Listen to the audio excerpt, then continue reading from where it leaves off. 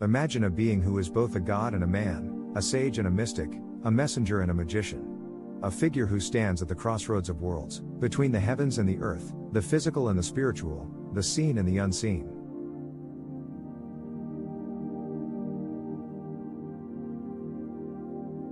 This is Hermes Trismegistus. Known as thrice great Hermes, he is the legendary fountainhead of Hermetic wisdom, an archetype who embodies universal knowledge and spiritual awakening. But Hermes is no ordinary myth. He is a composite, a syncretic fusion of Thoth, the Egyptian god of writing and divine knowledge, and Hermes, the Greek god of messages, alchemy, and hidden pathways.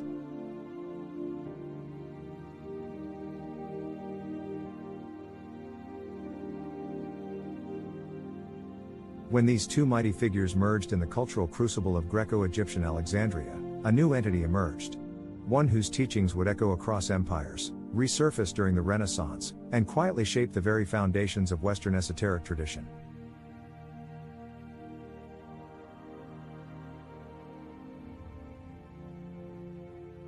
Hermes Trismegistus became a symbol, not just of knowledge, but of transformation.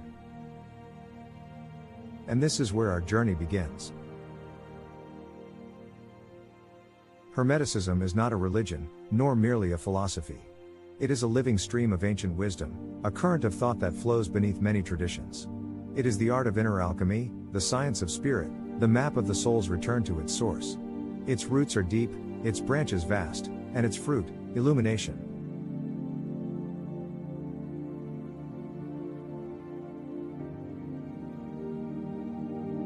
The writings attributed to Hermes Trismegistus, including the famed Emerald Tablet and the Corpus Hermeticum, speak of cosmic laws, divine realities, the unity of all things, and the possibility of direct knowledge of the divine, what mystics call Gnosis.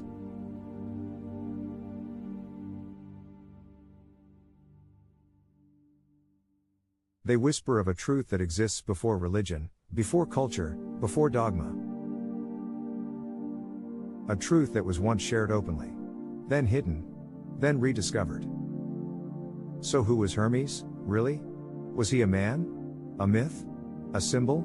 Or perhaps a mirror reflecting the seeker's own journey toward the divine? To answer that, we must first return to the beginning. The birth of a mystical figure in the golden twilight of antiquity, when Egypt was ruled by Greeks and Alexandria became a melting pot of philosophies and mysteries, the spiritual identities of two deities, Hermes and Thoth, converged.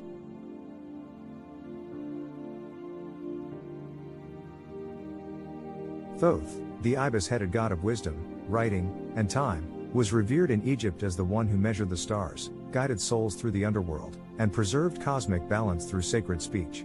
He was the scribe of the gods, the one who wrote reality into existence.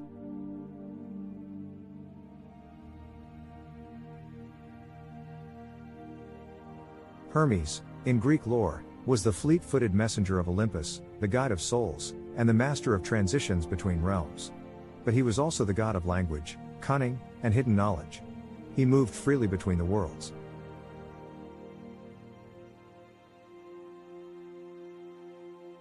Together, these deities gave birth to a new figure, Hermes Trismegistus. The title Trismegistus means thrice great. But why 3 times? Some say it refers to Hermes being the greatest priest, philosopher, and king. Others believe it symbolizes his mastery over the 3 great branches of Hermetic knowledge, alchemy, astrology, and theurgy. Still others see it as a mystical formula representing totality and divine completeness.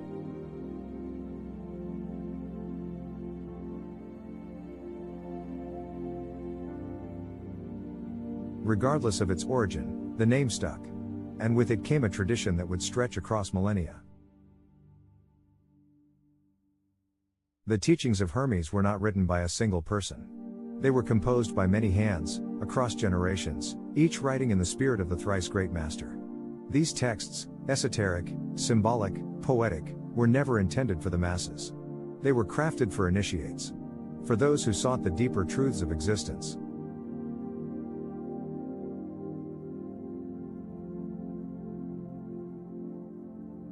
The Emerald Tablet and the Cosmic Code perhaps the most famous Hermetic writing is the Emerald Tablet, a cryptic, compact scripture said to contain the secret of the universe in just a few lines.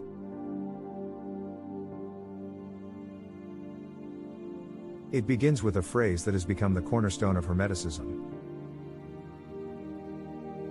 As above, so below, as within, so without. These simple words hide a profound metaphysical truth. That the macrocosm, the vast universe, and the microcosm, the individual human, are reflections of each other. That the stars above and the soul within are governed by the same laws. That what happens in the inner world shapes the outer. And vice versa.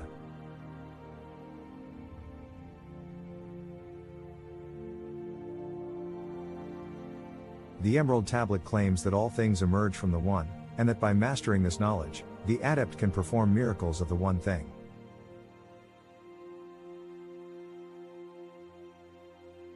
Alchemy, in this sense, is not merely the transmutation of lead into gold. It is the transformation of the soul from base ignorance into divine illumination. The lost teachings and a universal archetype. The writings of Hermes are numerous. Some are deeply mystical, others more technical, dealing with astrology, healing, or magical rites. Ancient sources claim that tens of thousands of texts were once attributed to Hermes Trismegistus, most of which are now lost to time.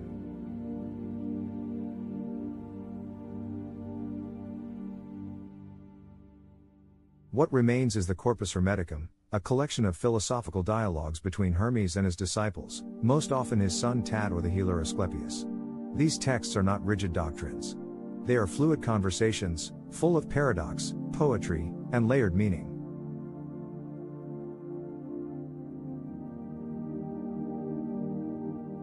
And what they teach is simple, yet revolutionary. That there is one source of all being. That this source is pure goodness, pure light. That humans contain a spark of that light. And that through reverence, self-knowledge, and alignment with cosmic laws, we can remember who we truly are. Hermes is not just a teacher. He is an initiator, a guide who leads the soul back to its divine origin. As such, he represents not just a historical mystery, but a living archetype, the seeker of truth, the revealer of the hidden, the master of divine knowledge.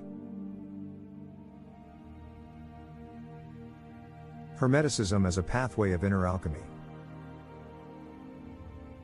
To walk the Hermetic path is not to join a religion. It is to engage in a lifelong process of inner transformation, a process the ancients called spiritual alchemy.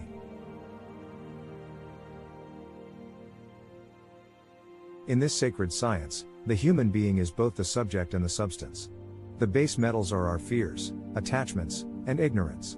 The fire is discipline and love. The philosopher's stone is the awakened consciousness.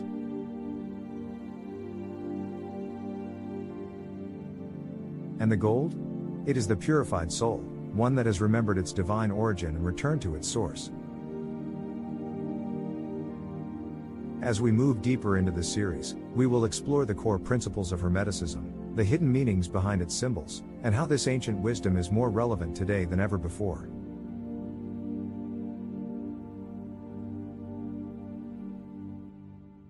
Because in an age of noise, distraction, and spiritual hunger, Hermeticism offers something timeless.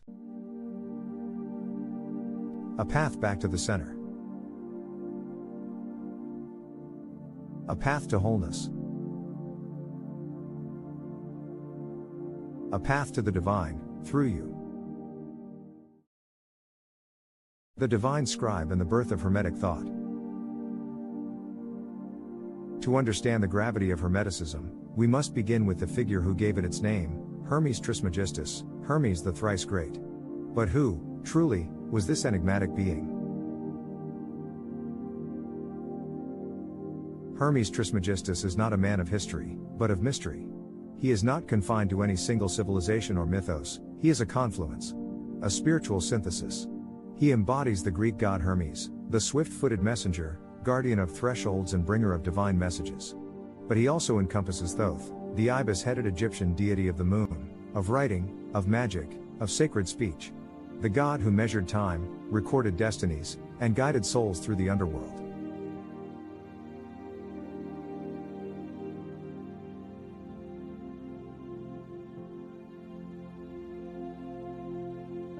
This union, Hermes meeting Thoth in the crossroads of Greco-Egyptian Alexandria, gave rise to a transcendent archetype, not just a deity, but a symbol of ultimate wisdom.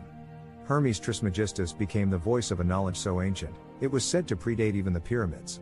His name echoes not because of lineage, but because of what he represents, the sacred art of correspondence between man and cosmos, heaven and earth, visible and invisible.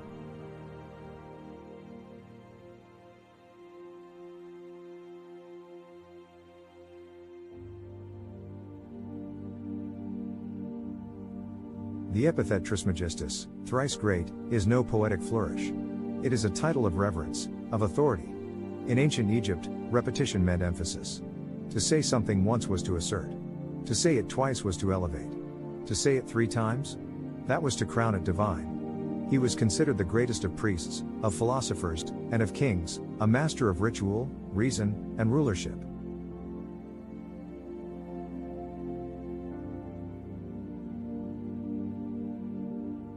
But Hermes was not worshipped in temples or immortalized in myth alone. His teachings took form as sacred texts, scrolls that whispered secrets of the soul, the cosmos, and the divine. According to the Egyptian historian Manetho, over 36,000 books were attributed to Hermes Trismegistus, treatises on the origin of the universe, the structure of the soul, the alignment of the stars, the power of herbs and metals, the keys to transformation.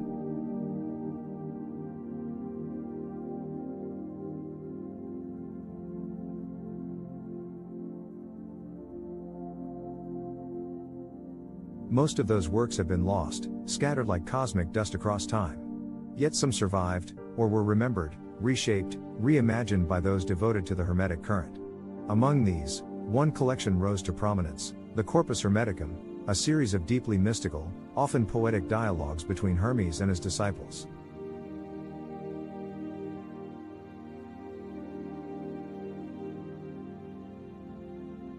The writings don't function like philosophy in the modern sense. They are not concerned with debate, logic, or academic citation. They are transmissions, sparks of revelation, meant not to convince, but to awaken. Hermes speaks to his son Tat, to the healer Asclepius, and to the awakened parts of ourselves. He doesn't teach in the conventional sense, he ignites.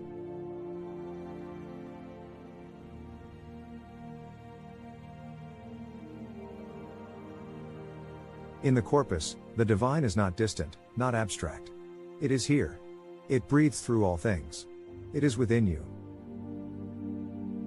The principle is simple, but profound, as above, so below. As within, so without.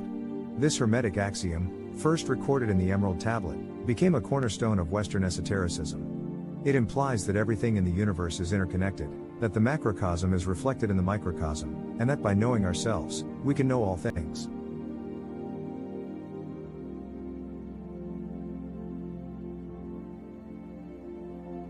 But this idea did not remain buried in dusty manuscripts. During the Italian Renaissance, a new wave of scholars rediscovered the Hermetic teachings. One such figure, Marsilio Ficino, was tasked by the powerful Medici family to translate the works of Plato. But when the Hermetic manuscripts appeared, Ficino stopped everything.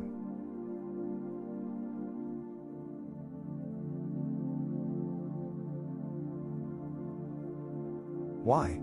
Because in Hermes' words, he heard something older, something deeper, what Renaissance thinkers call the Prisca Theologia, the ancient theology believed to predate all religions. A divine wisdom passed from sage to sage, from Atlantis to Egypt, from Moses to Plato, now reawakened in the flames of humanism.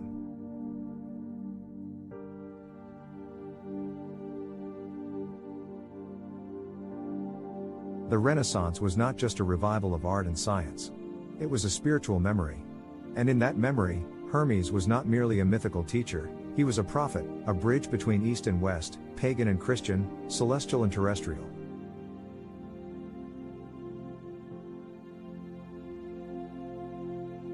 Indeed, in the Siena Cathedral in Italy, one can still see Hermes Trismegistus carved into the marble floor, labeled in Latin, Hermes Mercurius Trismegistus, contemporary of Moses.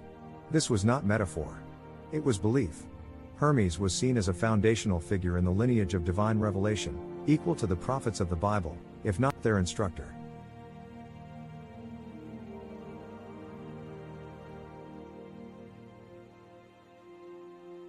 And yet, as time turned, the tides shifted.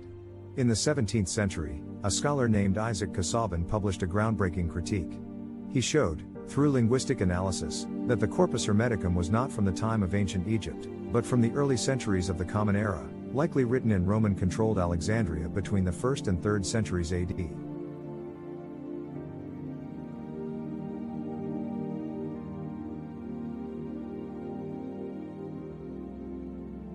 This discovery didn't disprove Hermeticism, it merely reframed it. The texts were not Egyptian relics, but spiritual responses to a collapsing world, a time when empires were falling, cultures colliding, and mystics searching for unity in the chaos.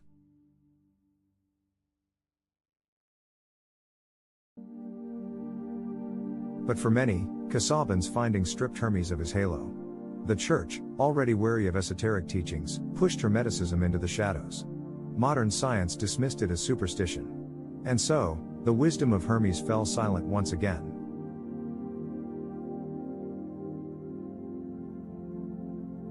But it did not disappear. It resurfaced in hidden orders, the Rosicrucians, the Freemasons, the Hermetic Order of the Golden Dawn. It echoed in the writings of alchemists, occultists, mystics, and visionaries who saw in Hermeticism not a dated doctrine, but a timeless path.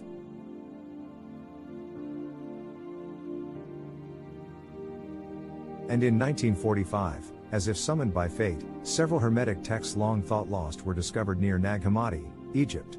Among them, the Discourse on the Ogdoad and the Ennead, a radiant guide to the Hermetic initiatory path, describing the soul's ascent through planetary spheres to union with the divine.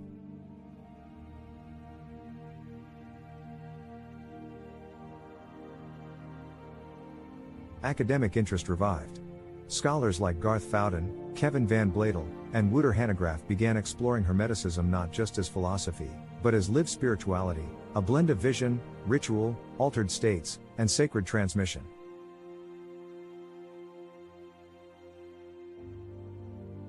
Because Hermeticism was never just about ideas. It was, and is, a practice. A way. A transformation of the self. And so, in our next chapter, we journey deeper. We leave behind history and step into the teachings themselves. We will examine the core principles of Hermeticism, the One, the Cosmos, the Human, the sacred trinity of God, universe, and soul. The divine architecture that reflects itself endlessly. In stars, in speech, in silence.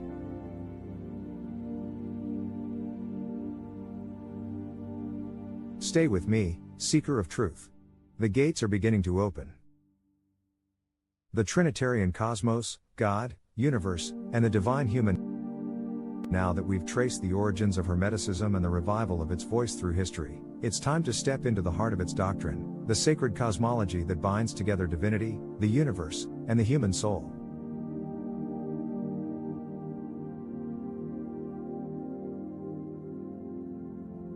At the center of Hermetic thought lies a trinity, not a religious dogma, but a universal framework: God, cosmos, and man. These are not separate beings. They are reflections, mirrors within mirrors. A divine cascade of emanation. God, in Hermetic terms, is not a distant deity enthroned above the clouds. God is the One. The Source. Absolute Being. The unmoved mover. Not a person, but pure essence, infinite, indivisible, unknowable by the senses, yet deeply knowable through the inner light of awareness. God is an infinite sphere, say the ancient sages, whose center is everywhere, and whose circumference is nowhere.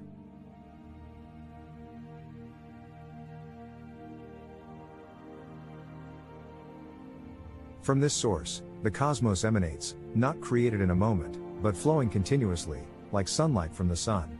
The universe is not separate from God, but God's living expression, a divine image unfolding through form and function, through matter and motion. The stars, the planets, the seasons, the rhythms of life, all are alive, all are animated with pneuma, the sacred breath, the soul of the cosmos.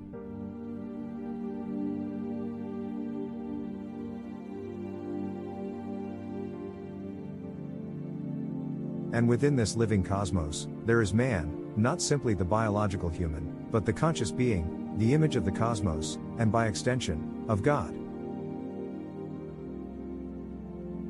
Here lies one of the most radical teachings of Hermeticism. Man is not below the gods, he is their mirror, their counterpart, their co-creator. As the Corpus Hermeticum declares, man is a marvel. A being who walks the earth, swims in the seas, flies through the air in his mind, and rises to the stars without leaving the ground.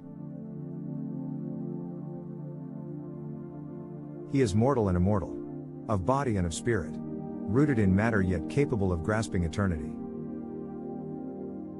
In Hermetic cosmology, everything is alive, and everything corresponds.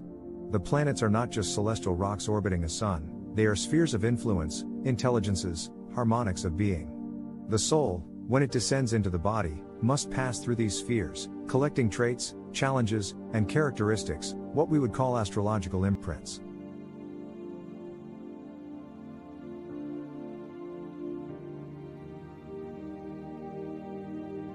Each planetary sphere gives and takes. Mars may lend courage but seed conflict. Venus may inspire love but provoke desire. Saturn may offer wisdom but test through hardship. But the soul is not a prisoner. The journey through the stars is not punishment, it is preparation. A cosmic initiation. And just as the soul descends, so too can it ascend, through the same planetary gateways, back to the source. In Hermetic initiation, this return journey is mapped out in stages. First, one must pass through the 7 planetary spheres: Moon, Mercury, Venus, Sun, Mars, Jupiter, and Saturn. Each stage requires purification, a shedding of illusions, fears, and attachments related to that planetary influence. Beyond Saturn lies the 8th sphere, the Ogdoad, the realm of the purified souls, where memory is regained, and unity begins to return. Beyond that, the 9th sphere, the Ened, where resides Nous, the divine intellect, the spiritual mind that sees all at once. And finally, beyond all forms, names, and divisions, the One.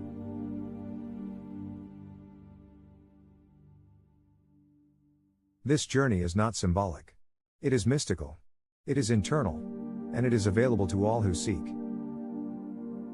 But how do we begin it? Hermeticism teaches that the key to the cosmos is inside you. You were never separate. You have always contained the blueprint of the universe in your very being. Your body is the map.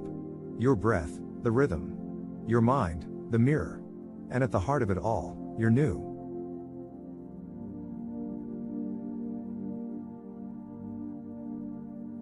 What is new? It is not mind as we know it, not thought, memory, or logic. It is spiritual sight, a faculty of direct knowing, the eye of the soul. It perceives what cannot be spoken, grasps what cannot be proven. It is intuition, revelation, awakening. According to Hermes, the journey of the soul is not one of acquiring external truths, it is about remembering what is already within. If you remember that you are made of life and light, he says, you will return to life.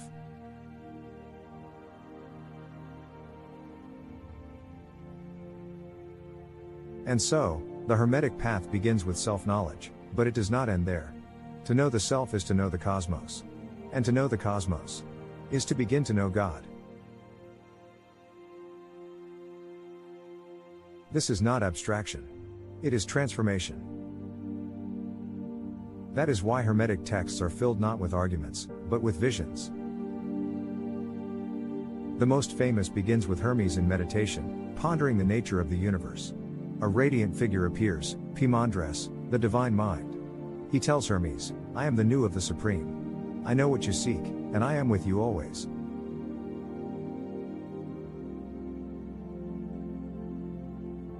In an ecstatic vision, Hermes watches as a flood of light appears, followed by a swirling chaos of dark mist and fire. From the light comes a sacred word, a logos, which enters the darkness and begins to shape it. Stars emerge. Creatures arise. And at the peak of this unfolding creation, man is born, fashioned by God in his own image, luminous and complete, entrusted with the whole of creation.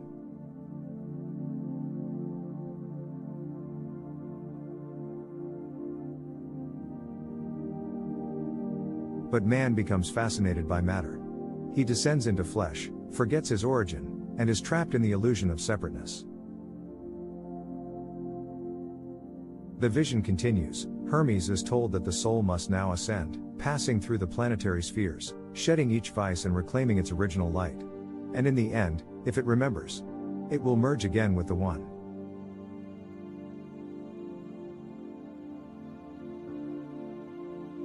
This is not mythology. It is psycho-spiritual technology, a map of consciousness, a guide for awakening. Because for the Hermeticist, the world is not fallen, it is divine. The body is not a prison, it is a temple. And salvation is not escape, it is integration. Unlike Gnosticism, which often paints the material world as a mistake, Hermeticism affirms it. The cosmos is not a cage, it is a mirror of heaven. And our task is not to flee it, but to illuminate it. To become God, Hermes says, you must act like God. Bring goodness into the world. Speak truth. Honor beauty. Live with reverence. And never forget, you are the image of the All. The Hermetic path is not about retreating from life. It's about transforming it. Living as a conduit between realms. Being the bridge between stars and soil, spirit and matter, heaven and earth.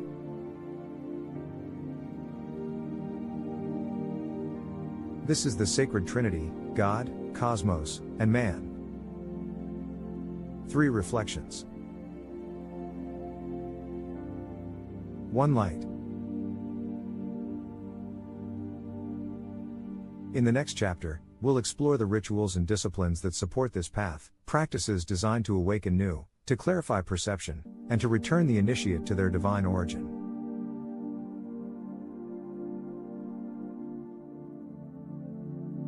Prepare to go deeper.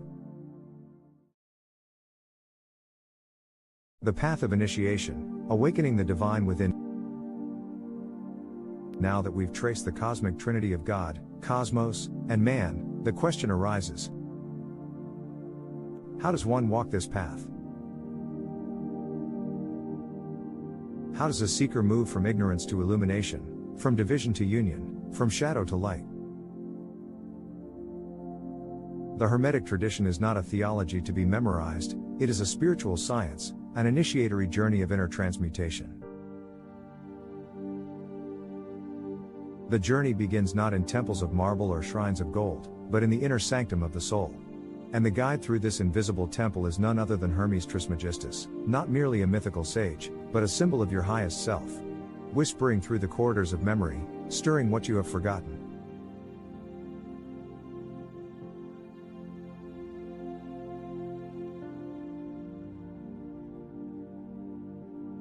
The Corpus Hermeticum, a collection of sacred dialogues between teacher and student, maps out the stages of this journey. One of the most powerful is the dialogue between Hermes and his son Tat in Book 13. Here, Tat pleads with Hermes to reveal the secret of rebirth, the mysterious transformation by which a human being becomes divine.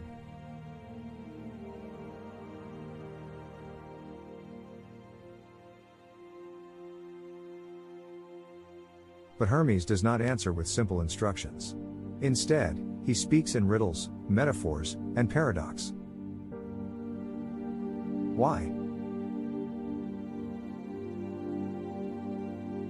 Because the transformation he describes is not intellectual. It is alchemical. Not of lead into gold, but of ego into essence. Rebirth, in Hermeticism, is not metaphorical. It is a real event of consciousness. A shift so profound that it ruptures the fabric of ordinary perception. The initiate does not merely learn, they become. They pass through a death of the lower self and awaken as something luminous, eternal, whole.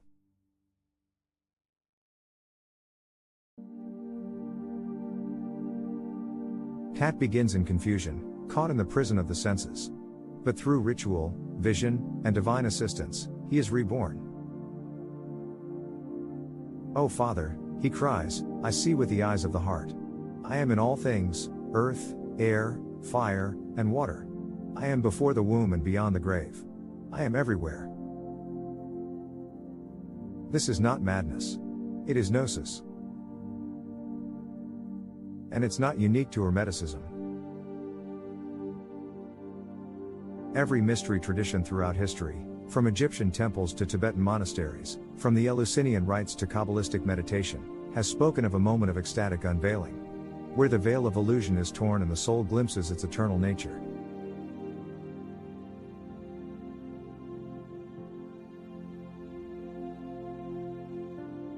In Hermeticism, this awakening is guided by Nous, the divine intellect, the inner light that perceives truth beyond words.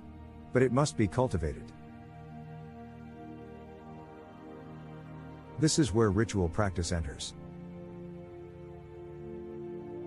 One of the most fascinating Hermetic texts, discovered in 1945 near Nag Hammadi, is called the Discourse on the Ogdoad and the Ennead. It describes a group of reborn initiates, Hermes, Tat, and their companions, gathered in deep meditation, preparing for the final ascent beyond the cosmos.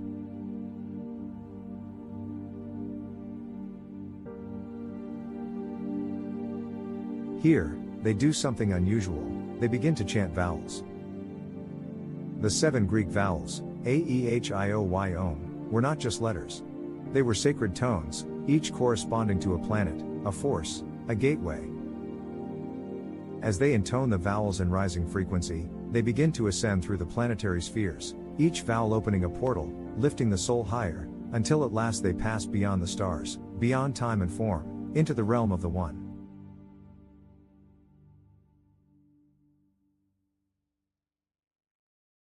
There, they behold a fountain of living light, a vision so overwhelming, it leaves them speechless.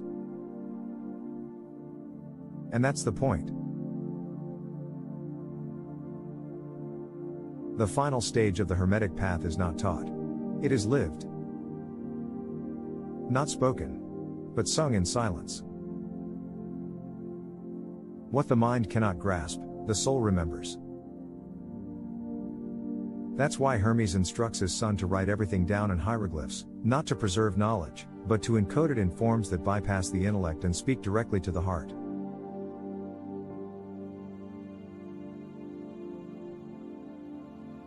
Because words, though powerful, can also deceive. Hermes warns that once the sacred language is translated into the noise of Greek philosophy, it loses its vibration, its spirit. True Hermetic writings are meant to awaken, not explain.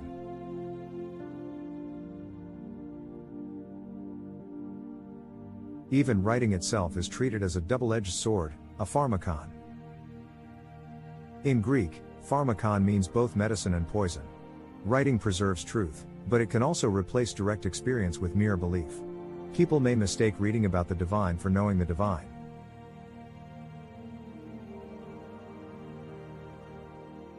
That is why the Hermetic initiate must go beyond text, into the realm of inner vision.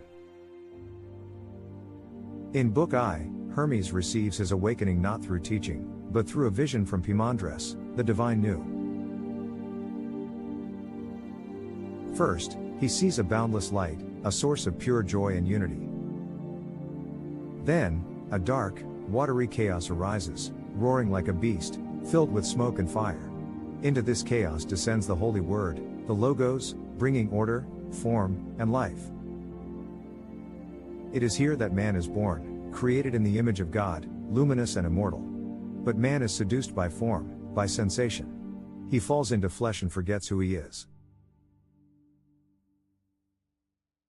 The vision shifts. Hermes watches the soul's long journey of purification, rising through the planetary spheres, shedding fear, greed, lust, and ignorance, until at last, the soul returns to the One. This entire vision, Hermes explains, is not allegory, it is instruction. The planetary spheres represent the energetic seals within the human body. The virtues and vices are not moralistic, they are vibrational states. To climb the ladder of initiation is to cleanse the inner temple, to realign your being with the divine harmony of the cosmos. And what lies at the summit? Not power, not reward, but union. He who knows himself, says Hermes, knows the all. This is Gnosis, not knowledge of facts, but knowledge of being. The moment when you realize that the light you seek is the light you are. So how do we, in the modern world, access this path? You don't need to join a secret lodge. You don't need robes or rituals, though sacred space can help. You need only the desire to remember. Start with silence, stillness, contemplation. Study the teachings, not to accumulate ideas, but to awaken memory. Chant sacred syllables, not to impress the gods, but to resonate your body to the divine frequency. Meditate, fast, walk in nature, journal your dreams, gaze at the stars. Let life itself become your initiation. And above all, live with reverence. Because for the Hermeticist, reverence is the true gateway. It is not ritual that summons the gods, it is eusebia, sacred awe. The gods forgive all but one thing: irreverence.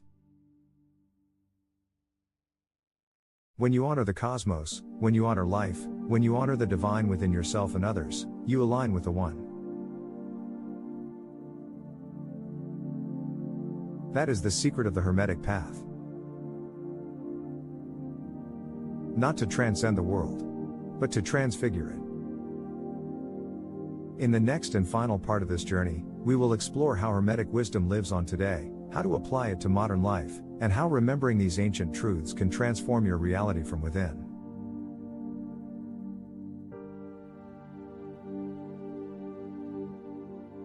The final ascent awaits. The modern seeker's path and final reflection. We now stand at the threshold, the edge where ancient mystery meets modern mind. You may wonder, what does all this mean today? Hermes Trismegistus walked the temples of Egypt, whispered in the ears of mystics in Alexandria, inspired philosophers of the Renaissance. But we live in a world of phones, cities, schedules, distractions. Can Hermetic wisdom still speak to us now?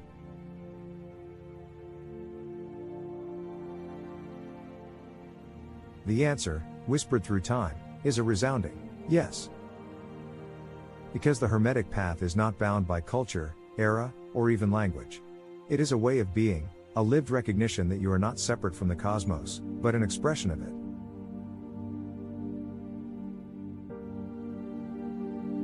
In Hermeticism, every human being is seen as a bridge, a mirror that reflects the divine into matter, and matter back into the divine. Your consciousness is not a byproduct of the brain, but a beam of light from the new itself, momentarily clothed in flesh to walk the sacred dream of existence.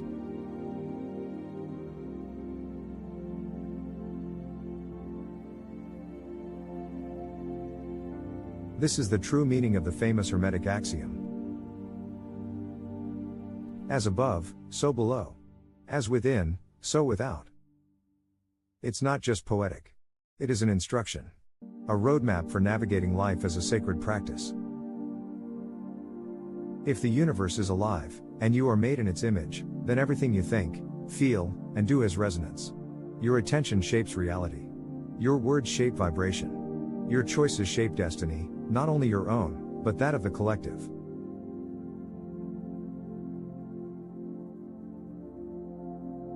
This is why the Hermetic path begins and ends with one principle. Know thyself. But not in the shallow, psychological sense. In the sacred sense. To know yourself is to remember that your true identity is not your name, not your body, not your history, but the light that animates them. It is the flame hidden behind your eyes. The silence between your thoughts. The awareness watching it all unfold.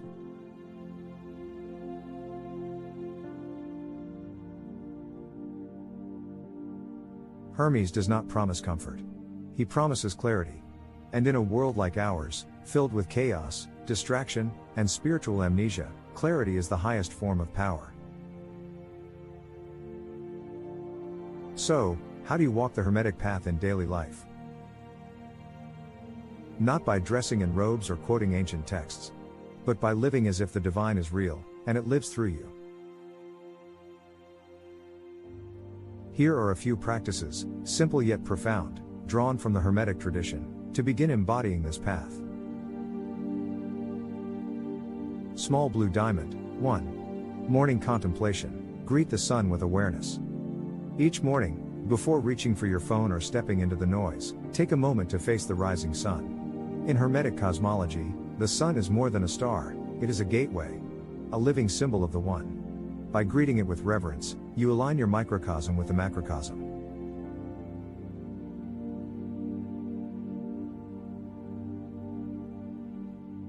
Say silently, I am light, born of light. Today, I will remember. Small blue diamond. 2. Sacred breath. Animate the pneuma. The Hermetic texts speak often of pneuma, the breath of life, the divine wind. Your breath is the bridge between spirit and body. To breathe consciously is to return to your source.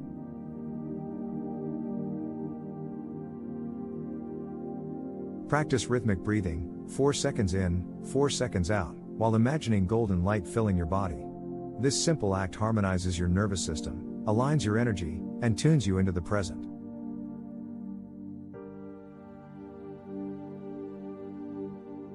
Small blue diamond. 3. Active eusebia. Live with sacred awe. As we explored earlier, eusebia, sacred reverence, is the foundation of Hermetic virtue. Reverence doesn't mean passive piety. It means living with the awareness that everything is divine.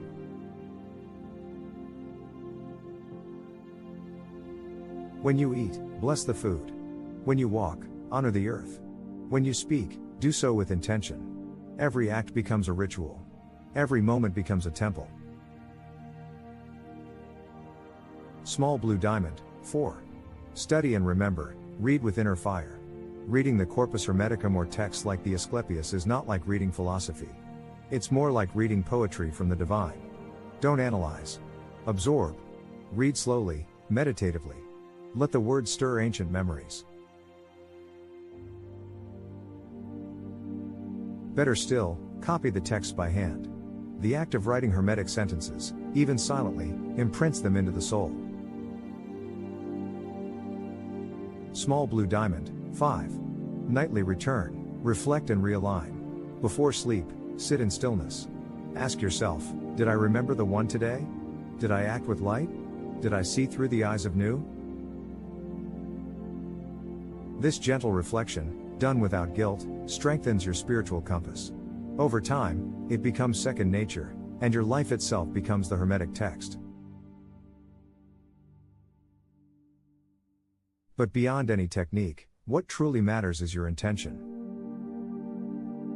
Hermeticism teaches that the gods do not demand perfection, they respond to sincerity. To desire truth is already to walk the path. God does not ignore man, Hermes says, he knows him fully. And he wishes to be known. This is the final and most luminous mystery of Hermeticism. That the Supreme, the One, the Good, wants to be known. Not worshipped from afar. Not theorized about. But encountered, in the silent flame of direct knowing. This is not a God of distance, but of intimacy. And this is what the Hermetic ultimately promise.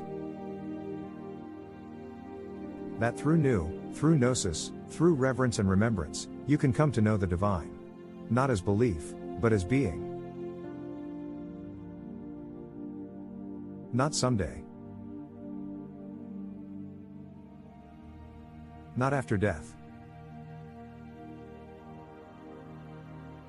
But now. In this breath. In this moment. In this body. Because you are not here to escape the world.